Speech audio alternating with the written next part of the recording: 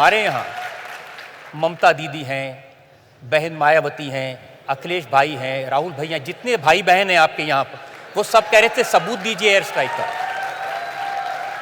देश के किसी भी नागरिक को सबूत मांगने का हक है। राजनीतिक दलों के नेताओं को भी सबूत मांगने का हक है, लेकिन सबूत मानना ही उनकी जिम्मेवारी भी है। इनका प्रॉब्लम है कि मांगते रहो लेकिन मानो कुछ नहीं। सबसे बड़ा सबूत पाकिस्तान खुद है जी। आप मुझे बताइए कि हमने तो कुछ डिक्लेयर नहीं किया था। हमारी जो स्ट्रेटेजी थी उसके हिसाब से तो सुबह हम मीटिंग करने वाले थे, मीटिंग करके कुछ योजना करने वाले थे, उस प्रकार से सारा प्लान किया हुआ था। जब 3-3:30 बजे सब पूरा हो गया, हमारे लोग लौट आए, वो अपना यूनिफॉर्म वगैरह उतार करके सब अपना चाय वाय कर रहे थे, तो बड़ा हंसी मजाक का काम चल रहा था जी। मुझे भी इन्फॉर्म कर दिया गया, तो पहले मेरा मन कर गया कि चलो सो जाएं। फिर मुझे हुआ नहीं यार, देखे जरा इंटरनेशनल में कुछ हलचल तो नहीं है। तो मैं जरा ऑनलाइन जाकर के सारा सर्फिंग करने लगा कि दुनिया में कहीं पर इस घटना की खबरें आना शुरू हुआ तो नहीं है। घटना बहुत बड़ी थी। उधर मेरे लोगों को मैंने कहा ठीक है अब आप सो जाइए, लोग थके हुए होंगे, सुबह बात करेंगे। लेकिन मैं नहीं सोया। 5-5:15 बजे पाकिस्तान ने ट्वीट किया कि भारत आकर के मार के चला गया।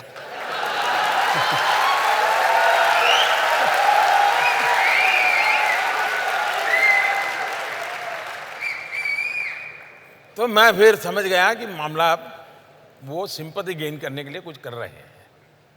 रोना शुरू कर दिया इन्होंने। तो मैंने फिर हमारे लोगों को इकट्ठा किया और मैंने कहा भाई तुरंत बैठना पड़ेगा।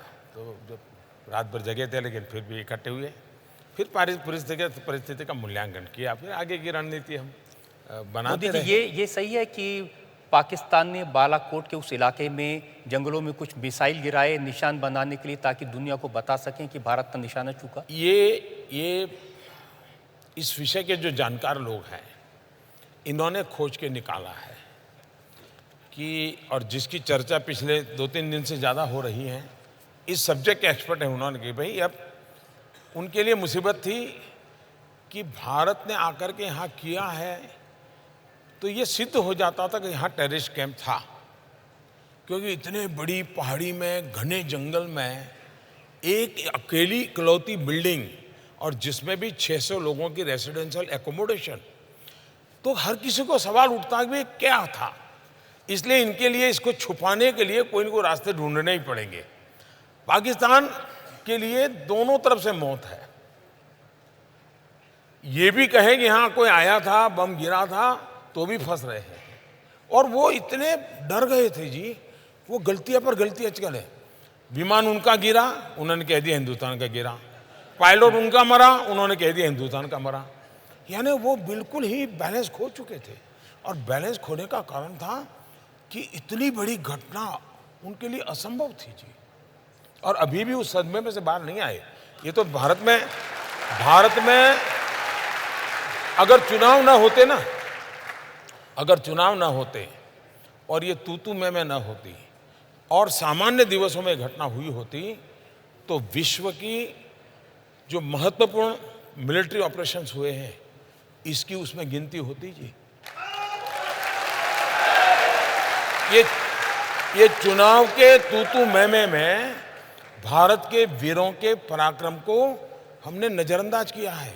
आप पुलवामा हुआ, पाकिस्तान को पता था कि आप कुछ ना कुछ तो करने वाले हैं, मोदी खाली तो बैठेगा नहीं, और पाकिस्तान ने पूरी तैयारी की थी उसको रोकने की, तो भी गए और बिना खरोंच हुए वापस आ गए। वो जो गलती हमारे देश में मेरे लिए लोग करते हैं ना, तो वो भी तो पुराने हमारे देश वाले ही हैं। 47 के पहले उनकी आदत भी तो वही है जो हमारी है। और इसलिए वो भी मेरे सिस्टम में यहाँ के लोग जो टीवी पे वगैरह दिखाते हैं उसके आधार पर सोचते हैं, इसलिए गलती हो जाती है।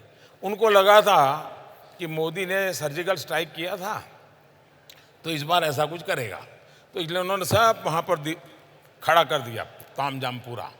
इवन अफगानिस्तान की बॉर्डर से भी ला करके यहाँ रख दिया, इवन बलूचिस्तान में जो है उनको भी ला करके यहाँ रख दिया। सारे टैंक लगा दिए, राडार लगा दिए, सब लगा दिए।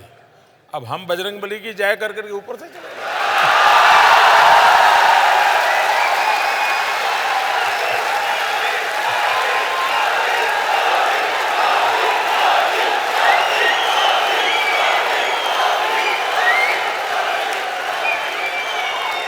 मैंने हमारे पूर्व प्रधानमंत्री डॉक्टर मनमोहन सिंह का एक इंटरव्यू पढ़ा है। उन्होंने कहा कि हमने भी बहुत सारी सर्जिकल स्ट्राइक की थी लेकिन उसका फायदा नहीं उठा सके। पहले रिमोट से सरकार चलवाई जाती थी एक परिवार के द्वारा, और रिमोट से कुछ बुलवाया जाता है।